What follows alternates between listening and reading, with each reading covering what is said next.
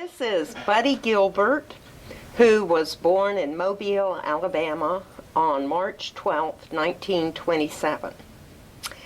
And he went into the Army at age 18 in 1945. Do you want to tell us about that? You were in summer school, right, for high school? Well, I tell my friends, they said, how come you were taken in the Army before you finished high school? And I said, well, first of all, I was very patriotic, and besides that, I was drafted, so that took care of that. A lot of people don't realize that in 1945, the U.S. had gone through, and the Allies had gone through a lot of serious battles, beginning with D-Day in June of 44, where a lot of people were killed at Normandy. The Battle of the Bulge happened in December of 44, and I think we had something like 19,000 killed in the Battle of the Bulge. Iwo Jima happened in February of 45. Okinawa came on in July of 45, April of 45, ended in July. But had so many casualties, once you hit 18, whether you finished high school or not, they drafted you. So I was 18, and the Germans were just, when I was 18, they hadn't surrendered yet, but the Germans surrendered, and we were still fighting the Japs. So I had a half year high school to finish, but you know, my number got called, so I ended up going in the service. I was in infantry basic training in Georgia, and they dropped the A-bomb, so I was very fortunate in that I didn't have to go fight the Japs. However, when I finished training, I was blessed that I got to go to Germany. I spent a year in Frankfurt, Germany, and was fortunate enough they thought I could type. So I got out of the infantry, and I was a clerk typist, and I was put in military government in Frankfurt. All my buddies that I trained with stayed in the infantry, and they were living in the woods and on bivouac and maneuvers and living in tents. Some of the fortunate ones were living in old German Army barracks. But I was very fortunate that I got to live like a king, really. And we lived in a street that was quite bombed out, but the building we lived in had belonged to a German banker, and it was pretty much unmarked. But I got to live with a great life.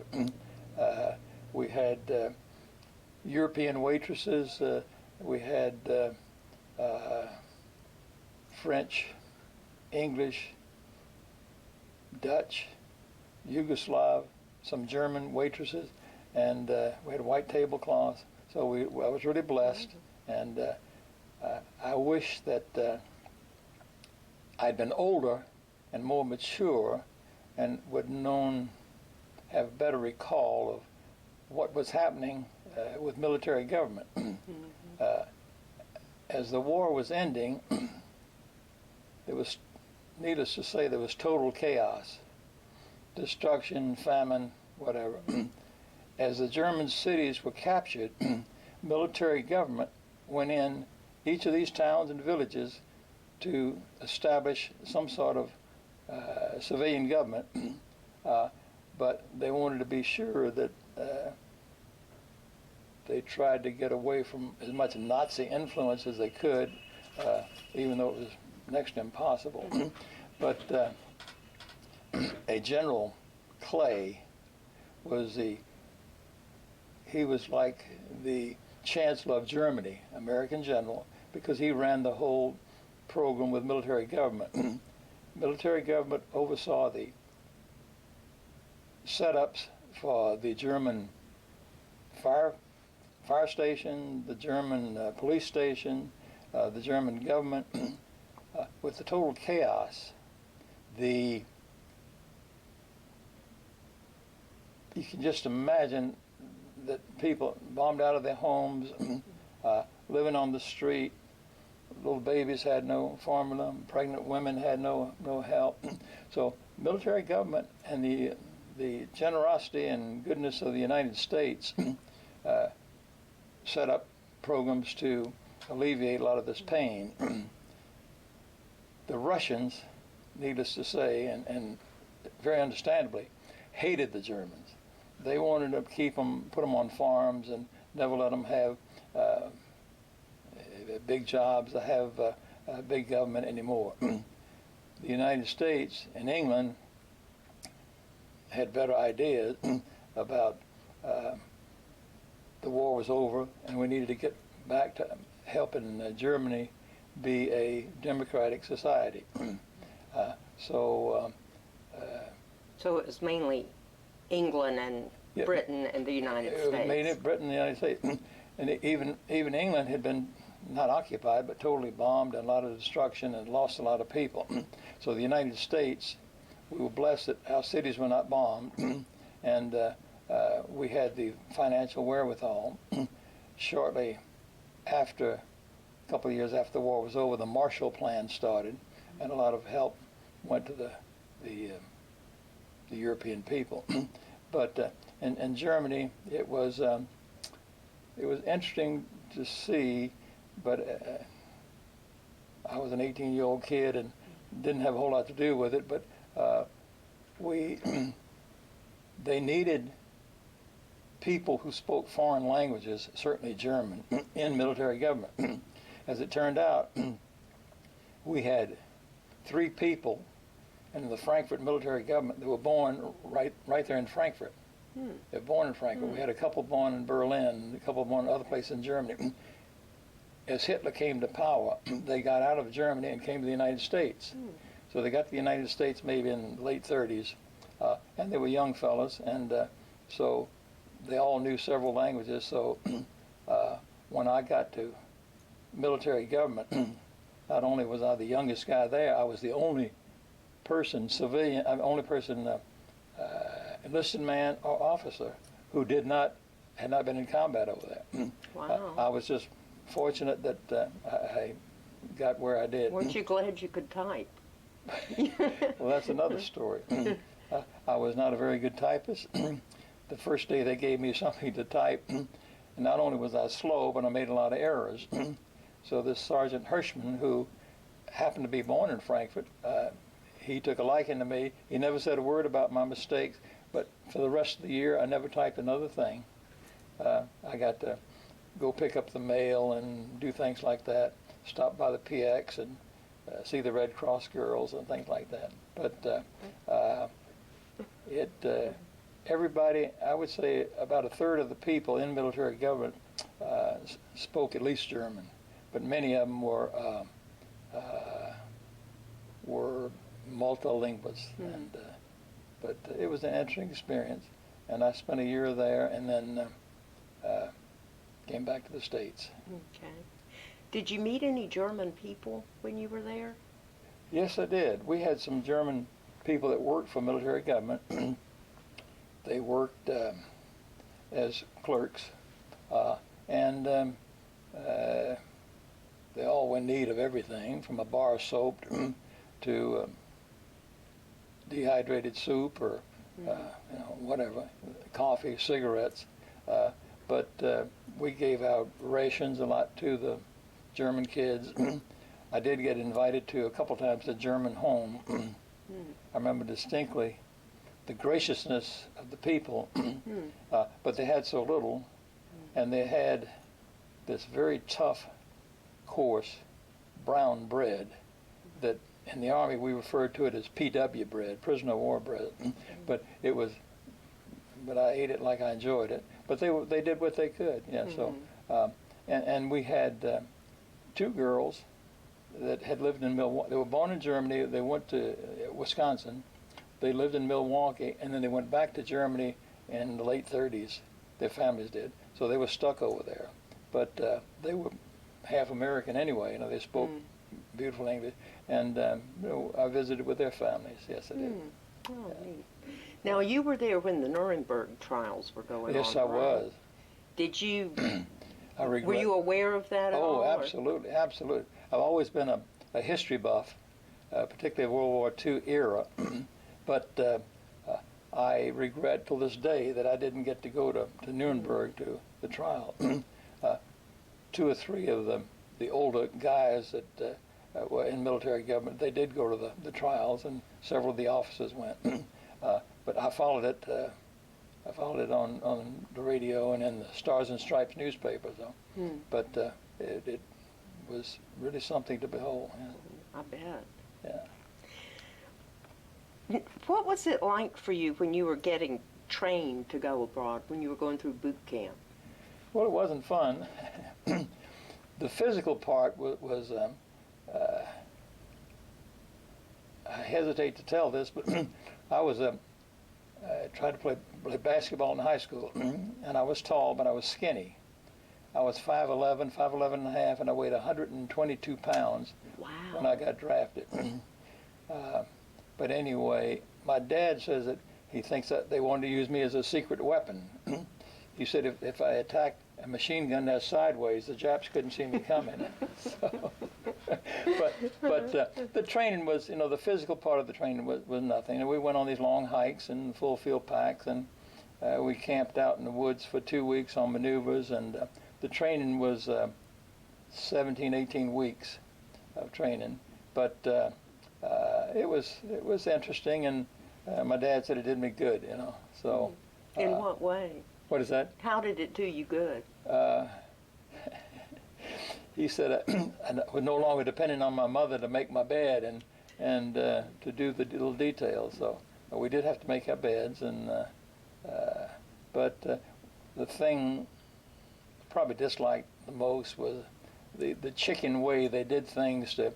If it was raining, you'd be out in the rain, and if the sun was hot and you wouldn't be under the trees, you'd be out in the sun. They did all these things and get you up 5 o'clock in the morning, and if you didn't get up right away, they'd flip your cot over, throw you off on the floor and flip your cot over, And that happened to me one time, and that was it. And I got up after that. But looking back on it, it was interesting. And as an adult, I look back and see that I was a Southern-raised boy. My parents are both Southern. But I took training with guys from other parts of the country. A lot of fellows were from Pennsylvania. A lot of them were from New England, Boston, were from Massachusetts, from Connecticut, Rhode Island, Vermont, New Hampshire. We had a couple from New York, New Jersey. And then there was probably about maybe 8-10% the guys were from Alabama and South Carolina, North Carolina, Kentucky, so forth. But most of them, I'd say 80% of them were from the Northeast. And it was good to mix and mingle with those guys, and, you learn from everybody, and we all live a little differently. Yeah. So it broadened you in that way. I hope so, yeah. Yeah. I hope so. Well, it wasn't integrated at all, though, was it? No. Mm-mm. Must say it was not. Mm-hmm. No. It was not integrated. That started, my brother went in 51, and he trained with integrated. It had just started, and he trained with integrated. Oh, okay. Yeah. So you were just ahead of it. Just ahead of it, right. Have you stayed in touch with any of the people from your time in the military? I did the best I could. There was a Sergeant Rogers from Tennessee, who was quite a bit older than me, but I stayed in touch with him probably 8-10 years after I came home. I even went to Tennessee to visit him. He lived on a farm. But he's passed away since. And there was a guy from Pittsburgh that years after the service, I was driving through Meridian, Mississippi, and picked up on the radio a baseball game. And there was a guy named Giordaningo, who's a catcher. Well, Giordaningo was with me in basic training. Oh, wow. So I looked him up and didn't spend a lot of time with him, but I last talked to him probably 3 or 4 years ago. But I try to stay in touch with people. Yeah. Okay. I've heard you make bonds going through an experience like that together. That's right, yeah. Mm-hmm. That's right, yeah.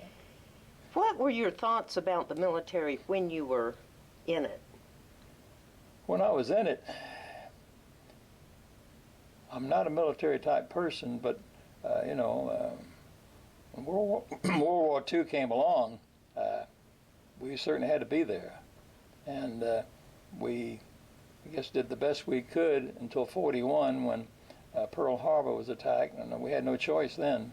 But we had to do it. Mm-hmm. Military, we need a strong military.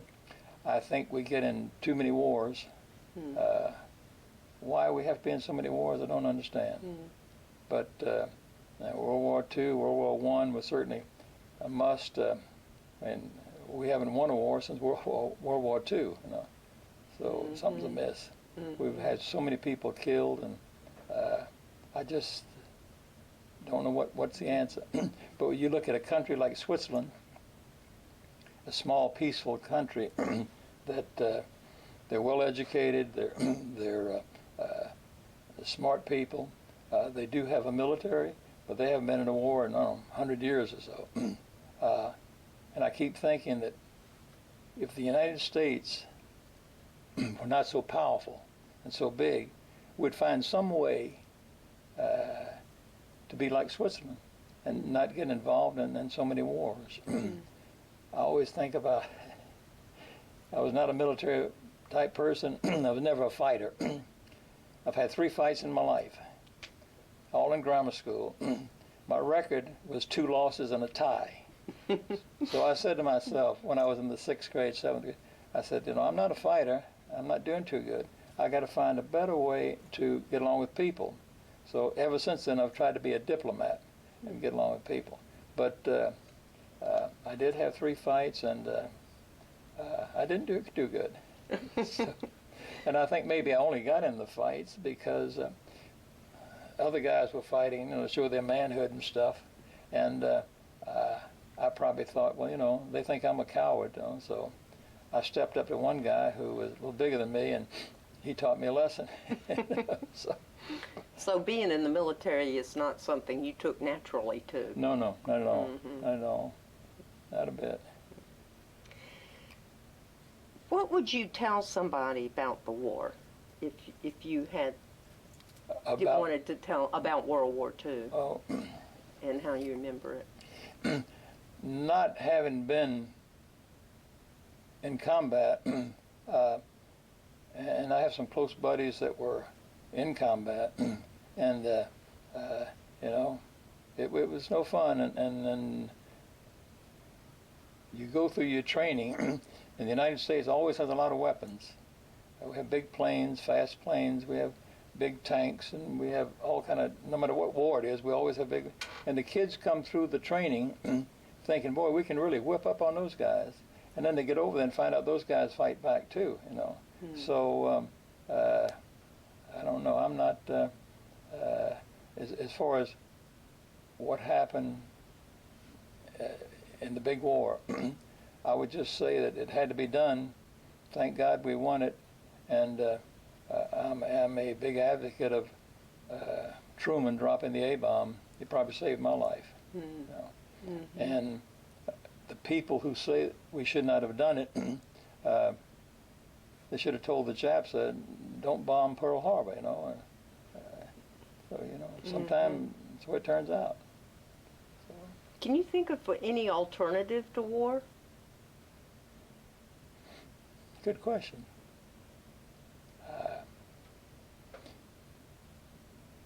To have good, sound diplomats, to do everything we can to not go. Now, when push comes to shove, sometimes you have to go, you have to fight. But I think maybe too quickly we get into to these wars. I believe that one of the reasons we got into Iraq the second time was young Bush. I voted for his dad, and I voted for him. I think young Bush, of course, we had the 9/11, but I think young George Bush wanted to do what his dad didn't complete, and that was to get Saddam Hussein. I think that was one of the reasons.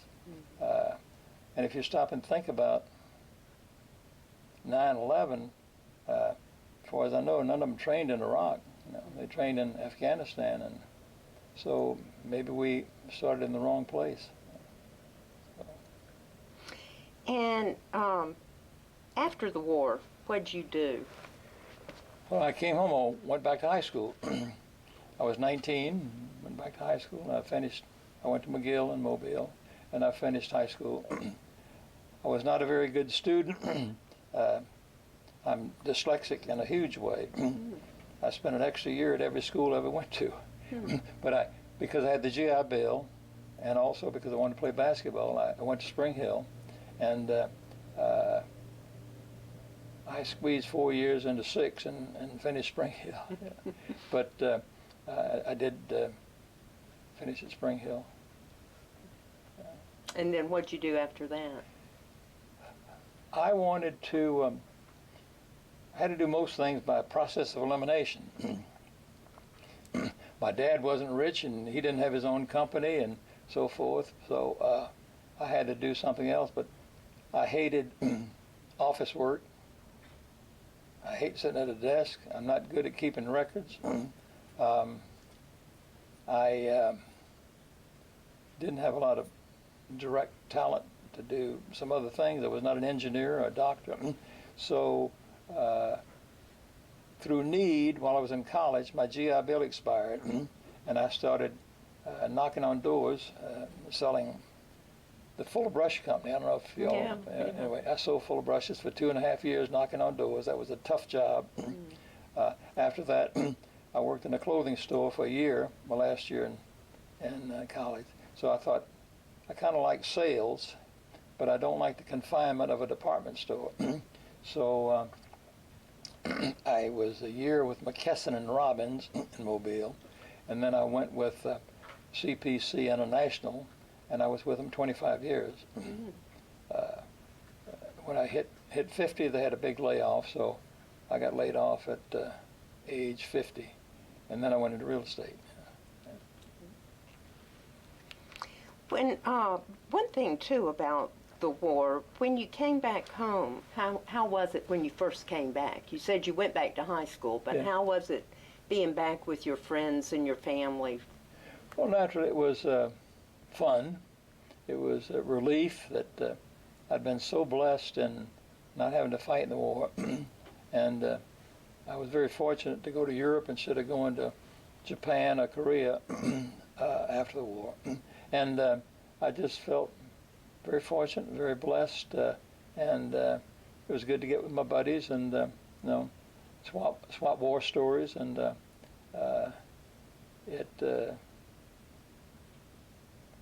I guess when the war was over, we felt, certainly the people that went through the hard part of the war, they felt they deserved things, So we did have the GI Bill, which was great. But I think that's when we started, in the United States, really starting getting into the feeling of what I call stuff and things. Seemed like we never have enough clothes, the boots, the cars, the boats, whatever, And so people felt they earned it, I think, after the war, and we wanted, for a while you couldn't even get, I can remember not being able to get ice cream oftentimes, in the late part of the war. They'd get some at the drugstore, every couple of weeks, and you get over there and you get an ice cream cone.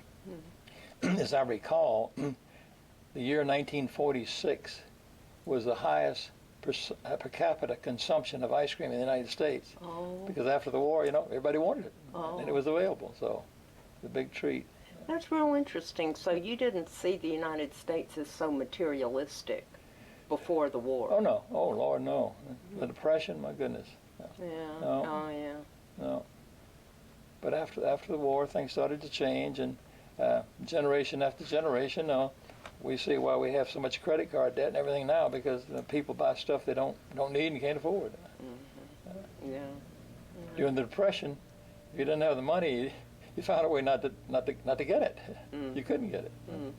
So it was a good lesson. I don't mind at all the fact the way I grew up. Had wonderful parents, and my dear mom died right before I went overseas. She was only 47. but she died. But I had wonderful parents, and they taught us good values that you need to not only take, but you need to give back to your family, your friends, your neighborhood, your community, your country. You need to make a contribution. Okay. So. Anything else about your war experience you want to tell me? No. I kidded about the closest I got to a fight was in the PX, but I was lucky again. I got there late, and by the time I got there, most of the fisticuffs were toward the end, and the guys that were losing left, and the other guys walked away champions. But there was a lot of that stuff in the service that some of my friends would want to go into town. We were trained near Macon, Georgia. They'd want to go into Macon on Saturday afternoon and drink a bunch of beer and go looking for a fight. Now, that's pretty stupid, Go looking for a fight to whip up on somebody. I don't know. Thank you, no. And that transferred over into Germany too? Oh yeah, a lot of that in Germany. In Frankfurt, the 82nd Airborne was headquartered there, and they had security around General Eisenhower's headquarters, and there were a lot of paratroopers there, and they were great soldiers and very impressive. But they wanted to beat up on the infantrymen, and the infantry guys wanted to fight them. That was crazy, Instead of being on the same side, they want to fight each other. Yeah, no sense in that. Well, thank you very much. Okay. Very good. Thank you. I'm sure what I had to say was not very interesting to many people if they were expecting a war story, but that was my experience. Oh, I found your interpretation of everything so interesting. Yeah. I did get back overseas a number of times since, and it's unbelievable how it's rebuilt, and it's all with the goodness of the Marshall Plan and U.S. government help rebuild them. So, but it was a overall not a bad experience. My time in the service. I would have never gone to college if it hadn't been for the GI Bill. No, Oh, okay. never gone. Oh. So that was a blessing. Thank you. Okay, thank you.